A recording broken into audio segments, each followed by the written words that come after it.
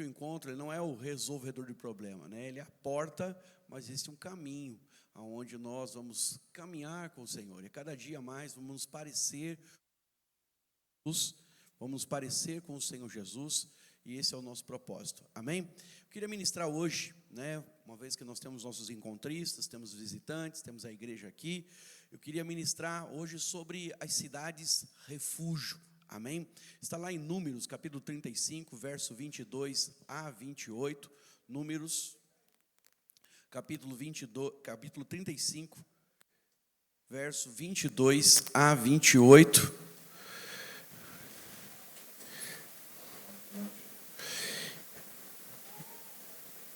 Está projetado? Amém?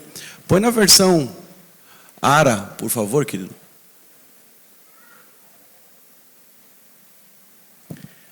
Amém? Consegue lá?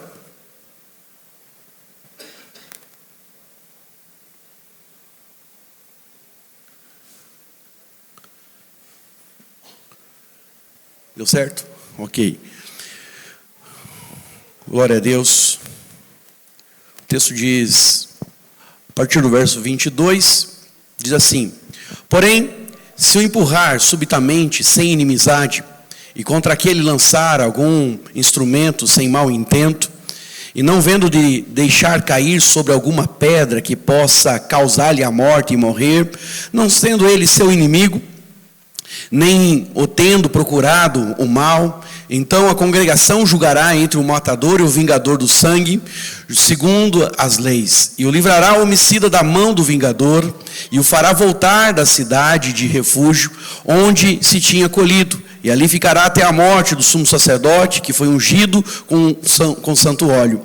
Porém, se de alguma sorte o homicida sair dos limites da cidade, refúgio, onde se é colhido, o vingador do sangue o achar fora dos limites dela, o vingador do sangue matar o homicida, não será culpado do sangue, pois deve ficar na sua cidade refúgio até a morte do sumo sacerdote.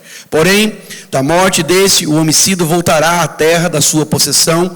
Estas coisas vos serão por estatuto de direito das vossas gerações e das vossas moradas. Todo aquele que matar a outrem será morto, conforme o depoimento das testemunhas. Mas uma só testemunha não deporá contra alguém para que morra. Não aceitareis resgate pela vida do homicida, que é culpado de morte, antes será morto. Também não aceitareis o resgate por meio daquele que acolher a cidade de refúgio, para tornar a habitar a sua terra antes da morte do sumo sacerdote. Assim, não profanareis a terra que estáis, porque o sangue profana a terra, nenhuma expiação fará pela terra por causa do sangue que nela for derramado, senão com o sangue daquele que o derramou. Não contaminareis, pois, a terra na qual vos habitais, no meio da qual habito, pois eu, o Senhor, habito no meio dos filhos de Israel. Amém, irmãos? Amém, irmãos? Glória a Deus. Queria falar com você exatamente sobre as cidades refúgio. As cidades refúgio que o Senhor estabelece, na verdade, nesse texto aqui, até mesmo para dar uma direção, você pode encontrar isso também lá em Josué, no capítulo 20, né, nos primeiros 10 versículos ali, você vai ver o Senhor estabelecendo até mesmo essas cidades. Vamos falar um pouquinho mais para frente delas. Mas a verdade é que essas cidades refúgio, elas não foram uma ideia humana. No Antigo Testamento, o Senhor, né, determinou na posse da terra que deveria haver 6 cidades refúgio. Quantas cidades, irmãos? 6 cidades refúgio, para abrigar aqueles que cometiam crimes acidentais. Fala comigo, acidentais. Que são crimes sem intenção, onde não há dolo. Então, nesse caso, né, a pessoa poderia fugir para uma dessas cidades e ali se refugiar. Nela, o vingador do sangue, né, a pessoa que era da família de sangue, poderia, na verdade, se apresentar para, de alguma forma, né, vingar. Você tem que lembrar que nós estamos vivendo no Antigo Testamento, na Antiga Aliança, e na Antiga Aliança nós temos o olho por olho, dente por dente, né? Então, a lei em si autorizava alguém que matasse o outro por dolo, que matasse, vingasse o sangue. Então a Bíblia mesmo chama esse cidadão que ele vinga o sangue do outro parente que foi morto, né, como sendo na verdade o vingador do sangue. E aí nós temos aqui um texto que se nós não olharmos com a lente do Novo Testamento, ele é muito obscuro. Por quê? O que isso tem a ver com a nossa vida cristã? Mas a verdade, irmãos, se nós olharmos na palavra do Senhor, lá em Colossenses, quero que você possa projetar para mim, por favor. Colossenses, capítulo 3.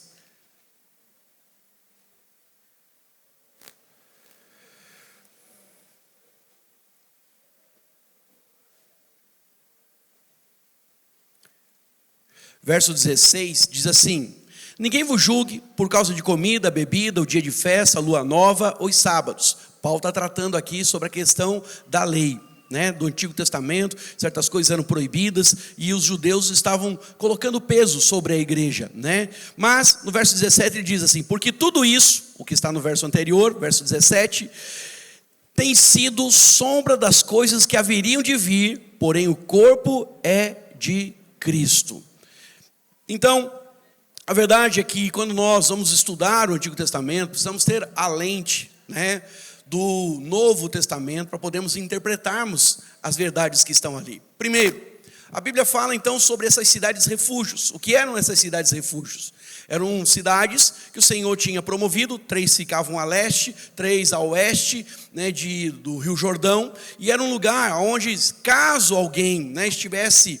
Você pode continuar lendo esse texto aqui mesmo, né, de Números. Caso ele estivesse cortando a lenha e escapasse então o machado e acertasse acidentalmente a pessoa, e essa pessoa viesse a morrer, né, para que o vingador do sangue não a matasse, porque ele teria direito de matar e a morte foi acidental, ele então fugiria para essa cidade refúgio.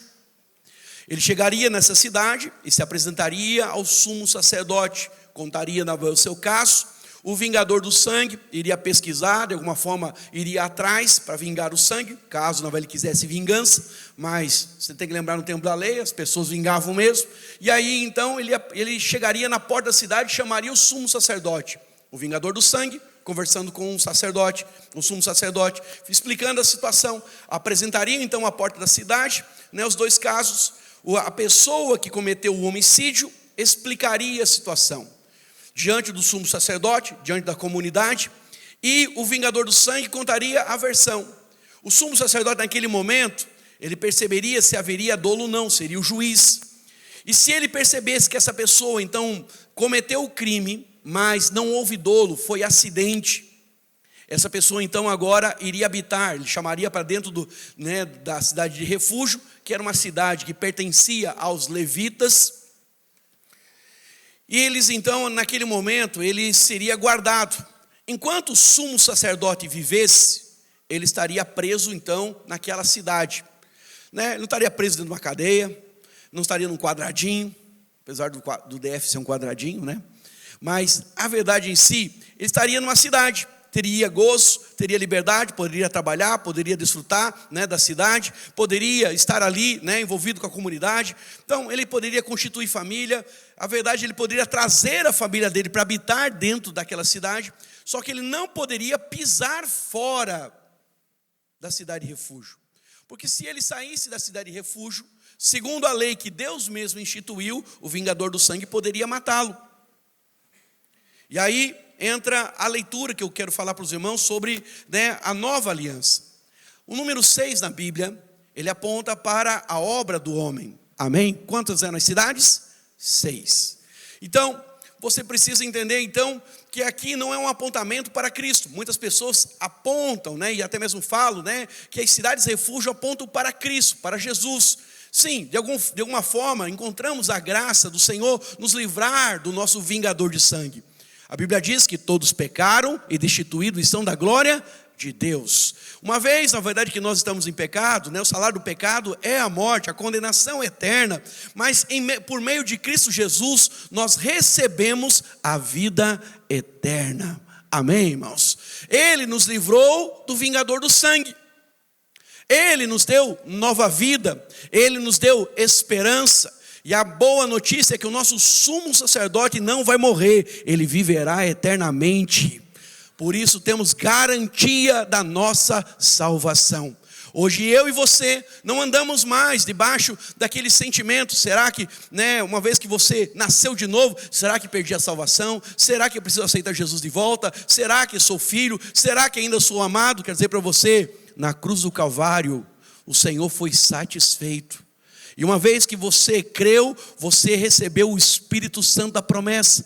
Projeta para mim, por favor, Efésios capítulo 1, verso 13 e 14. E olha o que esse texto diz. Efésios 1,13 diz: em quem também vós, depois que ouvisse a palavra da verdade, o que é a palavra da verdade, irmãos? O evangelho da vossa salvação. Tendo nele também crido, foste também selados com o Espírito Santo da promessa. Fala assim: eu criei, por isso eu tenho um selo. E este selo é o Espírito Santo. Verso 14 diz: o qual é o penhor da nossa herança, até o resgate da sua propriedade, em louvor da sua glória. Eu não sei você, mas eu cresci com a minha mãe, fazendo na verdade aqueles chamados empréstimos na Caixa Econômica Federal. E um dos empréstimos que ela gostava de fazer, porque ela tinha na verdade joias, era fazer aquele empréstimo onde você empenhora, pega a joia, pega não aliança, mas joias de ouro, relógio caro, e você vai lá na caixa, a mulher da caixa, ela avalia ali aquele bem, e ela vê, isso aqui vale 10 mil reais. Posso então, segundo o regulamento da caixa, emprestar para você 70% desse valor, 7 mil, você aceita? Aceita. A taxa de juro, porque você vai deixar algo em garantia, em vez de ser 1%, então, irmão, estou ensinando aqui um negócio aqui, não é para você fazer empréstimo não, pelo amor de Deus, está amarrado, porque tem uns irmãos que estão assim, cara, eu nunca pensei nisso, está amarrado, irmão, amém? Mas minha mãe fazia isso, quando não tinha luz, você tem? Amém, irmãos? Então, o empréstimo era 1%, então, porque tinha garantia, então agora era 0,6. E aí, porque tinha uma garantia, que a pessoa ia pagar, então todo mês minha mãe ia lá e pagava uma parcelinha, ou quando ela recebesse o dinheiro, porque normalmente minha mãe fazia esse empréstimo para ela poder pegar como fosse um capital de giro. Minha mãe vendia Demilos, vendia joia, vendia Avon, quando eu falo de Avon é porque eu tenho um trauma desse negócio de Avon, E aí, para ser bem sincero, não sei se alguém vende Avon aqui, irmão, não se ofenda, por favor. Mas, para ser bem sincero, minha mãe, então, fazia um capital de giro naquele momento. E aí, então, o que ela fazia? Ela ia lá recebendo o dinheiro, ela ia lá, quitava a dívida dos 7 mil que ela tinha pego emprestado, e agora recuperava as joias. A palavra do Senhor está dizendo aqui que o Espírito Santo é o que, irmãos? O penhor da nossa. Você tem uma herança em Cristo Jesus. E Deus, que é fiel, Ele empenhorou o Espírito dEle. Ele selou você. Então você não precisa ter medo. Se você vai ficar ou não vai ficar. Se você tem ou não tem a salvação. A verdade é que Deus é com você, por você. E glória a Ele por isso. Amém, irmãos? Então, nós hoje andamos em segurança. Não tem mais o vingador do sangue querendo trazer na verdade a vingança. Porque, irmãos, a verdade é que agora, até o resgate da propriedade, que é o último dia, nós na verdade temos a certeza que o Senhor está sobre nós e está em nós. Mas a verdade aqui, então, não pode ser Jesus apenas, pelo menos. Se 6 é um número humano, nós estamos falando então da igreja do Senhor. Essas cidades refúgios nada mais eram do que o símbolo da igreja. A igreja é o lugar onde você é guardado. A igreja é o lugar onde você é edificado. A igreja é o lugar onde você vai ser ensinado e desfrutar da presença do Senhor. É na igreja que o sumo sacerdote serve você toda vez que nos reunimos 2 ou 3 na célula ou aqui quando fazemos o nosso culto de celebração. Então, é elementar você entender que Deus estabeleceu um processo. E essas cidades aqui, irmãos, elas apontam para um lugar de segurança. Um lugar onde o Senhor, cuida do seu povo. Onde aqueles que estavam condenados à morte, agora receberam vida e serão guardados pelo aquele que é o autor da vida. Aqueles que estavam em trevas foram trazidos para a luz, sabe? E agora o Senhor, que é a própria luz dos nossos caminhos, Ele cuidará de nós. Então, a verdade é que a palavra do Senhor nos mostra aqui, né, que isso aqui é uma tipologia a Cristo e a igreja. Então essas cidades são um tipo espiritual, uma maravilhosa alegoria do Senhor e a sua igreja, né? Onde o sumo sacerdote, que é Cristo, e a igreja, que é a cidade, eles estão ali fazendo o papel de proteção e principalmente de segurança e edificação do seu povo. Se nós percebemos, irmãos, o melhor lugar para você cuidar, para você criar as crianças, para quem tem filhos ou para quem planeja ter filhos, é na igreja. Pais responsáveis entendem isso. Por quê? Na igreja, irmãos, você não vai encontrar adolescentes cheirando, injetando. Nós não encontramos jovens embebedando. Entre nós, você não vai encontrar, né, dissolução de família, muito pelo contrário, né, se nós olharmos para a nossa história, não apenas a igreja local, mas para a igreja como um todo, a igreja é um lugar de casamentos sólidos e famílias estruturadas, um lugar de honra, um lugar onde o Senhor ordena a bênção. Não há entre nós pessoas morrendo esfaqueadas por tiro, não há violência. Você consegue entender? A igreja é um lugar de proteção. E aqui vem a minha palavra pastoral. Deixa eu dizer algo para você aqui. Não me leve a mal, mas eu preciso falar para você. Porque bom pastor e amigo não é aquele que fala só o que você quer ouvir. É aquilo que você precisa ouvir. E a grande verdade, irmãos, é que Provérbios nos ensina que nós devemos ensinar a criança no caminho que ela deve andar. Para que ela, quando se tornar velha, não venha se desviar dele. Então, Débora, você tem filho. Filha ou filho? Filho, tem um menino. Sabe, o melhor lugar para se criar é aqui. Mas nós temos que trazer ele para a cidade de refúgio. E quando eu falo aqui, não estou falando apenas do prédio, mas eu estou falando da reunião da igreja. Isso aqui é o prédio da igreja. A igreja somos nós. É a célula, é o discipulado, é o culto dos jovens, é o culto dos adultos, são as reuniões que nós fazemos para edificação. E muitos pais, às vezes perguntam, pastor, né, eu vejo que o senhor, né, conheço outros pastores que perderam os filhos na caminhada. O que o senhor fez para que, sabe, os seus filhos, né, pudessem dar certo? Porque eles estão aí na igreja. E louvo a Deus, não tem nada a ver comigo, tem tudo a ver com Cristo. Mas um princípio Deus me ensinou desde criança, porque minha mãe fez isso. Minha mãe nunca negociou a questão de eu e os meus irmãos virem à igreja, se reunirem com a igreja e desfrutarem da vida da igreja. Meus amigos sempre foram os meninos da igreja. A piazada, como a gente fala lá no Paraná. Então, deixa eu dizer algo para você. Muitos perdem os filhos na caminhada, irmãos, porque simplesmente não entendem que existe um princípio de edificação, que é você criar a criança, ou o adolescente, ou o jovem, e digo mais, enquanto come do seu feijão, querido irmão, querida irmã, adulto e maior que sustenta, na verdade, adolescente e jovem, sabe, dizer para você, você tem autoridade para conduzir, mas eu vejo muitas vezes pais negociando a questão da educação, né, a questão da vida, né, com Deus dos seus filhos. Já vi pai dizer o seguinte, a criança gosta muito da célula, o adolescente gosta muito da célula, e aí o adolescente, o jovem apronta, fala assim, olha, você não vai para a célula, você não vai, na verdade, para a igreja, porque você está de castigo. Ele sabe que aquilo dói, né, no indivíduo, então priva ele. Irmãos, você não tira nunca a presença de Deus nos seus filhos. E eu diria mais, você precisa ser o maior investidor na sua família. Você precisa orar com eles. Você precisa tirar um dia na semana para ler a Bíblia com eles.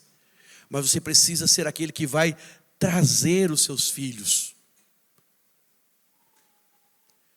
Às vezes eu vejo pais indo para aniversário, indo para festa, na verdade, né, de casamento. Vejo pais, né, às vezes comprometidos com o trabalho.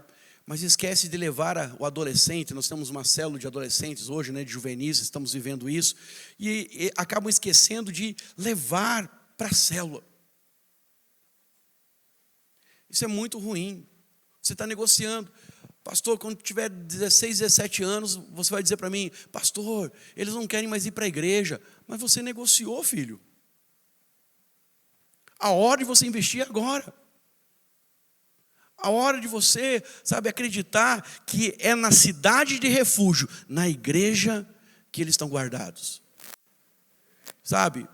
Seus filhos devem casar com pessoas da mesma fé. Seus filhos devem se relacionar com pessoas da mesma fé.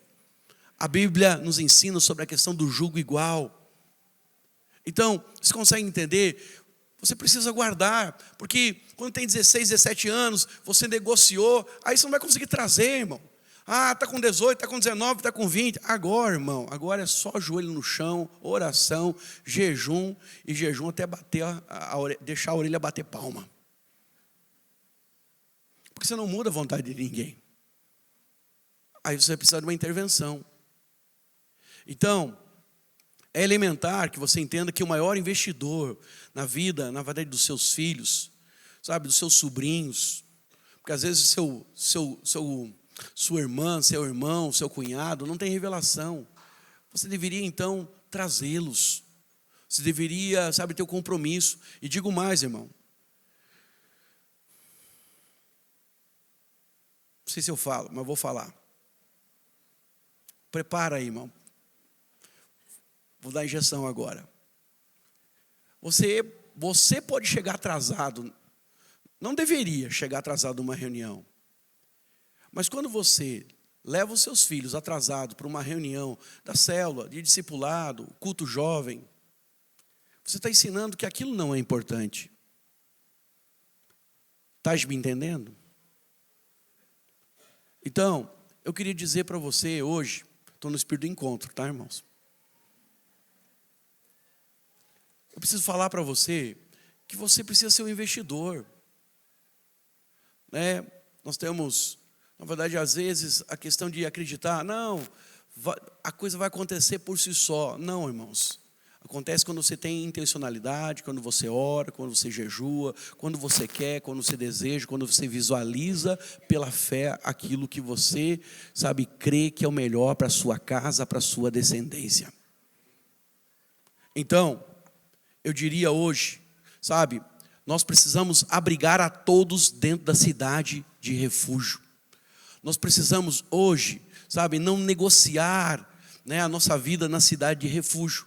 Então você, querido, que está chegando do encontro, a palavra pastoral para você, não é para você, apenas ter uma experiência com o Senhor, mas é para você conservar tudo aquilo que você recebeu da parte do Senhor.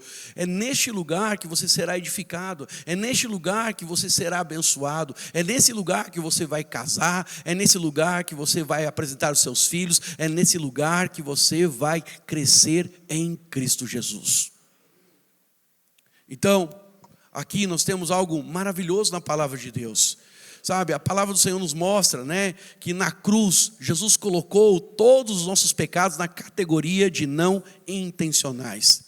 A Bíblia fala que a cidade de refúgio é para aqueles que cometeram, na verdade, crime de forma não intencional. Mas a verdade, irmãos, e alguns irmãos podem até mesmo questionar a nós nessa situação, e falar: olha, pastor,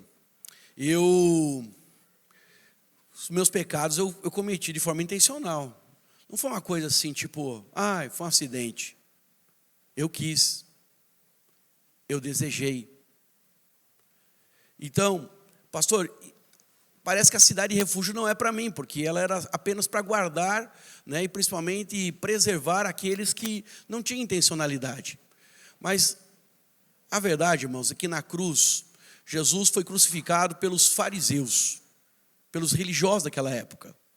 E eles disseram que Jesus tinha cometido o pecado de blasfêmia. Ele cometeu o pecado de blasfêmia? Não. Então, Jesus foi crucificado injustamente e houve intencionalidade daqueles homens. Os romanos também sabiam que aquele julgamento ele era apenas de fachada, porque os religiosos queriam que o governo romano matasse, na verdade, Jesus, para livrá-los de um problema que eles tinham dentro da religião. Tanto é que Pôncio Pilatos, ele se exime daquela responsabilidade, mas executa, sim, Jesus. Mas Jesus, quando ele estava na cruz, olha a graça. Jesus, quando ele estava na cruz, uma das palavras que ele solta, ele diz: Pai, perdoa-lhes, porque eles não sabem o que fazem. Eles sabiam o que estavam fazendo, irmão? Sim ou não? Sabiam. Havia intencionalidade. Mas o Senhor disse: perdoa, porque eles não sabem o que fazem. Então, seja, Jesus colocou todos os pecados na categoria da não intencionalidade. O Senhor nos considerou inocentes para que o sacrifício dele também remisse os nossos pecados intencionais. Então, eu diria a você hoje, a verdade é que a misericórdia do Senhor nos alcançou e nos qualifica hoje a vivermos uma vida com o Senhor. Então, dessa forma, irmãos, todos nós, irmãos, somos convidados hoje a entrarmos na cidade de refúgio e a estarmos conectados com o Senhor. A verdade é que o vingador de nossas almas está lá fora, procurando. A Bíblia diz que ele ruge como um leão, andando de redor, buscando quem possa tragar. Eu diria a você, ovelha sem rebanho é petisco de lobo. Você pode repetir comigo isso? Ovelha sem rebanho é petisco de lobo. Então, irmãos, nós precisamos andar de manada, porque o Satanás, como um astuto e estratégico, inimigo, ele vai nos mais fracos, ele vai nos desconectados, ele vai atacar aqueles que estão, de alguma forma fragilizados. Mas é no corpo que você é fortalecido, é no meio do rebanho que você é protegido. Deus nos chamou, irmãos, para viver em comunidade. O próprio Deus, sendo Deus, se multiplicou em três: o Pai, o Filho e o Espírito Santo, e ele vive em comunidade, e o desejo dele é que o homem não viva só, mas viva em família, viva em comunidade. Deus ama tanto isso, desejou tanto isso, que ele começou até mesmo um projeto de uma nação, que era Israel. Não dando certo, ele estendeu isso aos gentios por meio de Cristo Jesus, e hoje nós somos a nação, a raça eleita, o povo escolhido, o sacerdócio real. Amém, irmãos? E o dia que ele voltar, ele voltará para reinar sobre uma nação de reis e sacerdotes, que somos nós, a igreja do Senhor. Então, eu diria a você, querido, nós somos chamados a viver essa vida em comunidade, não de forma individual. Então, a única forma de você participar, da abundância daquilo que Deus tem para as nossas vidas, irmãos, é estar na vida de comunidade. E aqui nós temos Números capítulo 18, verso 11 a 12, que diz, na verdade, também sobre as ofertas que eram dadas como dádivas. E aí os filhos de Israel, os levitas, poderiam comer. Números 18, verso 11 a 12, diz assim: também isto será teu, a oferta das tuas dádivas com ofertas movidas dos filhos de Israel a ti e os teus filhos, e as tuas filhas contigo, dei-as por direito perpétuo, todo que estiver limpo na tua casa as comerá. Todo o melhor do azeite, do moço, dos cereais e das suas primícias que derem ao Senhor, dei-as a ti. Irmãos, a única forma de você participar da mesa dos levitas era você nascendo da família, ou você, ser culpado de uma morte não voluntária, e agora porque se habitava na cidade dos levitas, da cidade de refúgio, então agora você ia comer a comida dos sacerdotes, você ia beber a bebida dos sacerdotes, você ia desfrutar daquilo que os sacerdotes recebiam. E a verdade, irmãos, se nós olharmos o que eles comiam, eles comiam os grãos, porque quando traziam as ofertas de cereais, parte daquilo, segundo a lei, era retirado para o sustento dos levitas, mas também, quando eram oferecidos sacrifícios, o peito e o fêmur, a coxa do animal, eram, depois de queimado toda a gordura, era retirado e servido aos levitas. Irmãos, nós estamos falando de um tempo aqui, dos levitas, onde as pessoas não comiam carne todos os dias. Mas aqueles que habitavam dentro da cidade de refúgio comem, na verdade, carne todo dia. Porque eles tinham sacrifício todos os dias. E aí entra a realidade daquilo que nós, em Cristo Jesus, somos chamados a viver. Jesus veio para que nós tenhamos vida e vida em abundância. Alguém pode dizer amém? Essa vida em abundância, irmãos, então promete para nós, sabe, podemos comer do melhor desta terra ainda neste presente momento. Deus não chamou você para viver, sabe, na mendigância ou na periferia das coisas. Não, irmãos, Deus te chamou para você comer e provar do melhor. Mas é aqui que os tesouros escondidos serão dados a nós, na vida da igreja. É aqui que a sabedoria nasce, é aqui que relacionamentos nascem, é aqui que nós somos guardados e abençoados. Então, eu diria a você, 6 eram as cidades, né, que nós tínhamos ali, né, dado pelo Senhor. A primeira cidade era Cádiz. Cádiz, a palavra Cádiz significa lugar santo de justiça. Irmãos, a igreja é um lugar de santidade e de glória. Quando nós vemos pessoas dando testemunhos, falando, né, daquilo que Deus fez, isso é a glória de Deus. A palavra glória, né, no hebraico, ela pode ser traduzida também por bondade. Todas as vezes que nós vemos, sabe, atos de Deus, de glória, de transformação, nós vemos a bondade de Deus se revelando a nós. Irmãos, é na igreja que nós encontramos a santidade e a glória do Senhor. A segunda cidade era Siquém. Siquém significa lugar de refúgio para o cansado. Então, é na igreja também, irmãos, que nós somos aliviados das cargas, dos pesos. O mundo lá fora, irmãos, coloca muito peso sobre nós. Mas é na igreja que nós recebemos da água da vida, que vai trazer o refrigério para nós. É na igreja que nós, como ovelhas perdidas que estávamos, agora seremos guardados e principalmente seremos agora dirigidos. Tudo que precisamos de sabedoria, irmãos, e descanso no Senhor, nós encontramos. Terceira cidade chama-se Hebrom. Hebrom o significado da palavra Hebrom significa comunhão ou lugar de abrigo. Sabe, nós em Hebrom, do Senhor, em Hebrom nós encontramos, sabe, a comunhão que tira de nós a solidão. É muito ruim você viver essa vida de uma forma solitária, você não ter amigos, de você não ter com quem compartilhar as suas lutas. E a igreja é esse lugar onde nós, irmãos, sabe, encontramos a comunhão, nós encontramos abrigo. A igreja é o lugar onde a família do Pai se reúne e nós desfrutamos dessa plenitude de riqueza que está em Cristo. A quarta cidade é Bezer. Bezer é centro de acolhimento para os fracos.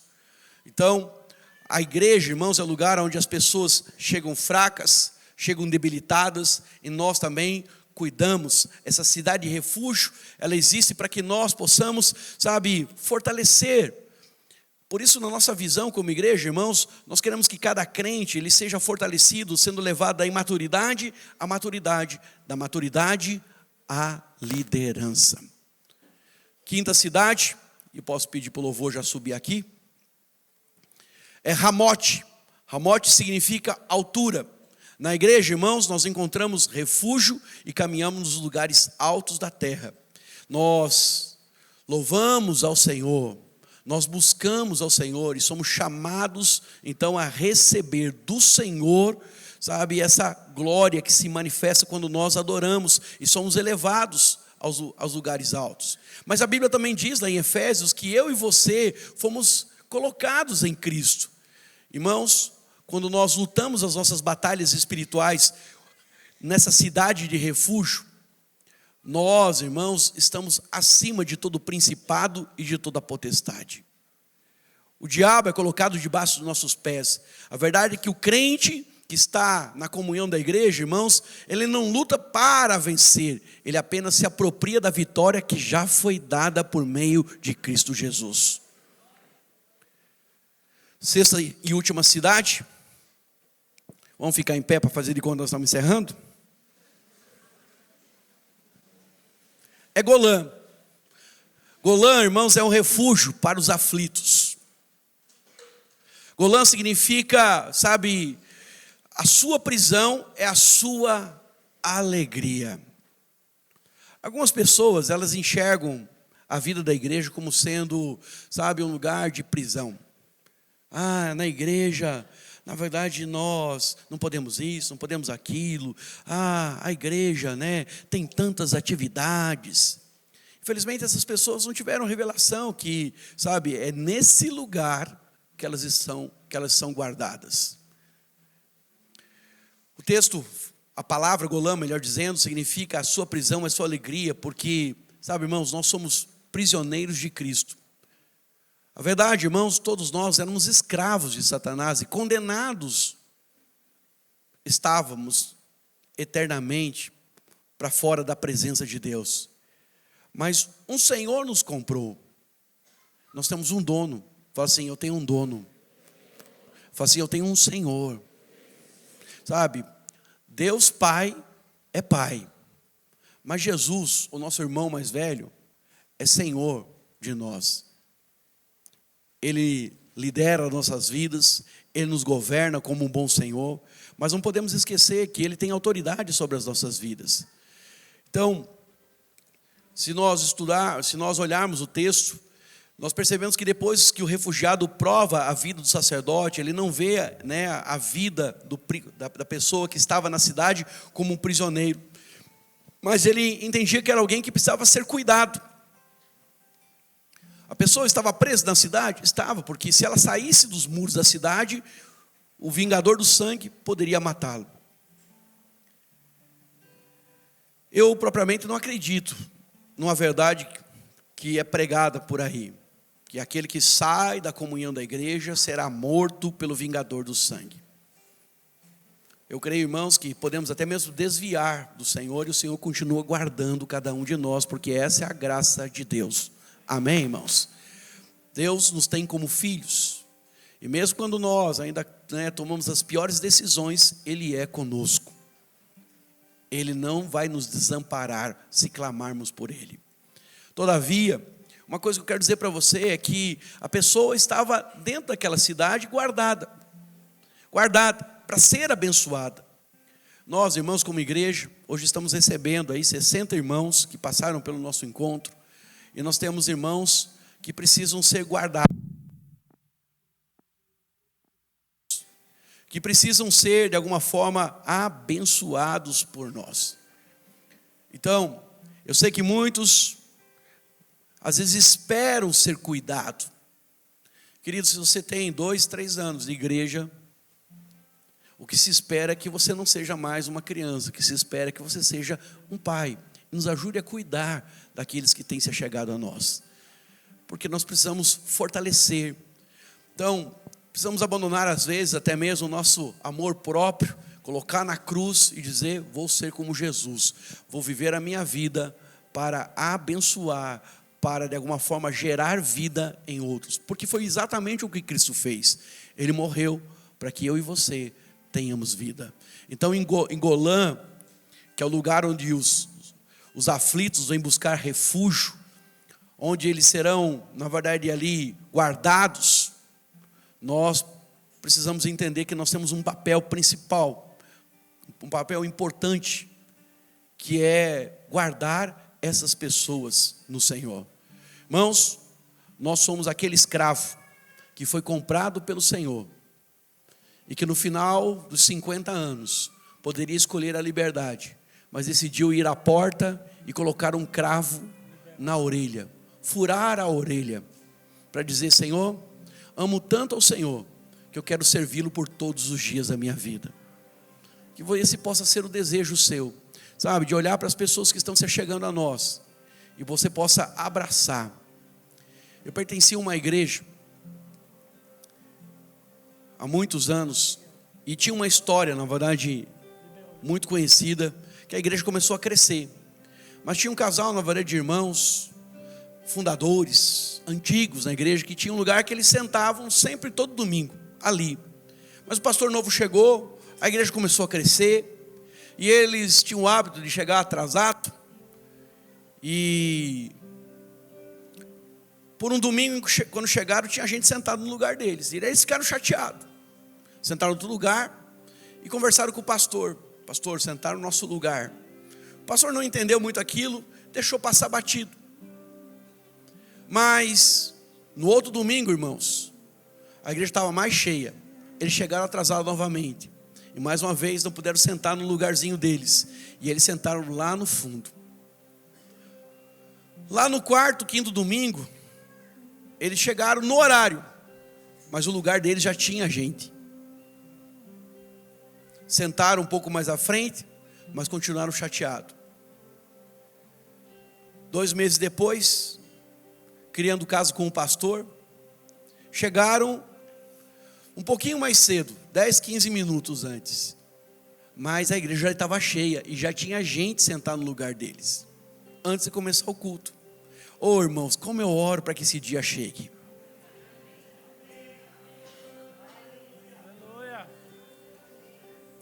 E aí, eles falaram para os irmãos que estavam na porta, recepcionando: fala para o pastor que nós não pisamos mais nessa igreja até que os nossos lugares sejam guardados e ninguém mais sente no nosso lugar. Eram irmãos que não estavam felizes com gente nova chegando, que não estavam vendo, sabe, a alegria da igreja estar crescendo. Irmãos, nós existimos com um propósito. Qual é o propósito? Crescemos e nos multiplicarmos. Estamos no ano da multiplicação. Fizemos uma conferência de multiplicação. E deixa eu dizer algo para você: até o final do ano, irmãos, lá atrás vai estar cheio. Aleluia! Quem chegar atrasado não vai sentar.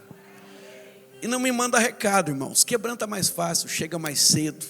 Amém, irmão? Chega mais cedo. Segundo, para de achar que esse lugar é meu, esse lugar é seu. Você não comprou, irmão. E se tivermos que ficar de pé, nós os mais velhos, né? Os mais velhos, que sonhamos com o crescimento da igreja. Se a gente, na verdade, tiver que ficar de pé, irmão, vamos ficar de pé, para que os novos possam sentar. Porque é tempo daqueles que estavam aflitos, vieram buscar refúgio, e agora nós vamos fortalecê-los, nós vamos amá-los, nós vamos cuidá-los, e eles vão crescer, vão ser pais, e nós vamos multiplicar ainda mais nessa cidade. Essa igreja será um lugar de refúgio. Seremos conhecidos como cidade refúgio. O lugar onde o Senhor está para que possamos cuidar de pessoas, restaurar pessoas. E todos que chegarem, estamos como Cristo Redentor, irmãos, de braços abertos. Ah, mas a videira é a igreja da porta larga. Claro que é da porta larga, irmãos, porque nós queremos facilitar, né, para vir, só não vai conseguir sair, porque é prisioneiro. Amém, irmãos? Vamos agarrá-los com o amor de Deus. Mas eu quero que você possa entender que a verdade é que nós temos uma missão. E como igreja, nós estamos aqui para amparar aqueles que acidentalmente ou intencionalmente cometeram o crime. Pecaram, estavam longe do Senhor e o vingador estava vindo sobre eles. Mas eles lembraram que há um lugar para refúgio e encontraram aqui, sabe, abrigo e salvação do sumo sacerdote, mas também da igreja que coopera com este sumo sacerdote. Por isso, queria pedir para você dar a mão por mão da direita e da esquerda, e nós vamos encerrar.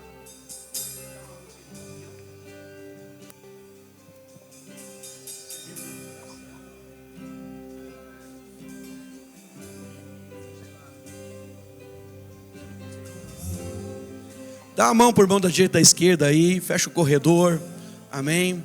Fala para o seu irmão, fala assim: irmãos, estamos unidos nesse propósito. Eu quero ser seu auxiliador, eu quero ser seu ajudador, eu quero ser seu irmão mais velho. Fala assim: eu quero contribuir para o seu crescimento. Agora aperta a mão dele até ele dizer aleluia. Não, não aperta.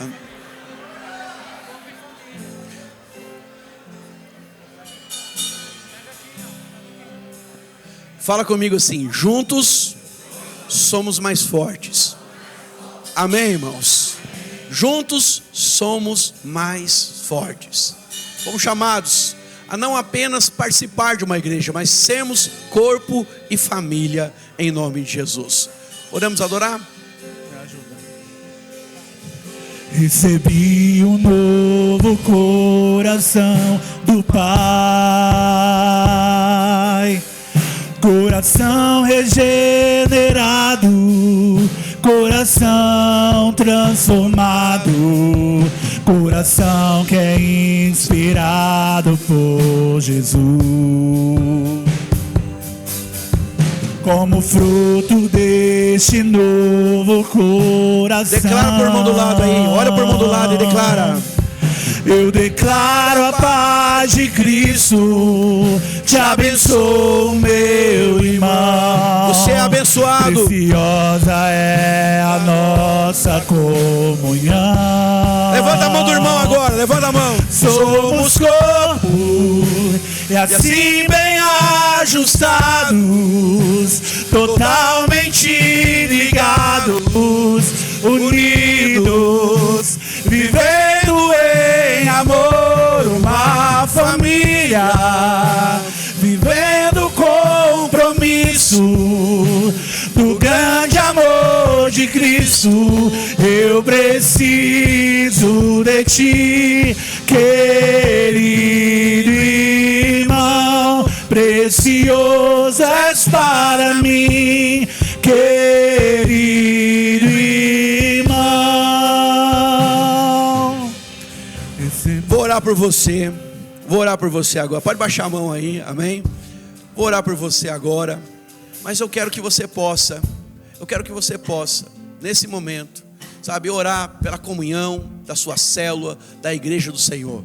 Quero que você possa orar abençoando aqueles que caminham com você neste momento, amém? Não apenas a sua semana, mas a semana daqueles que fazem parte da família que você está inserido, em nome de Jesus, amém?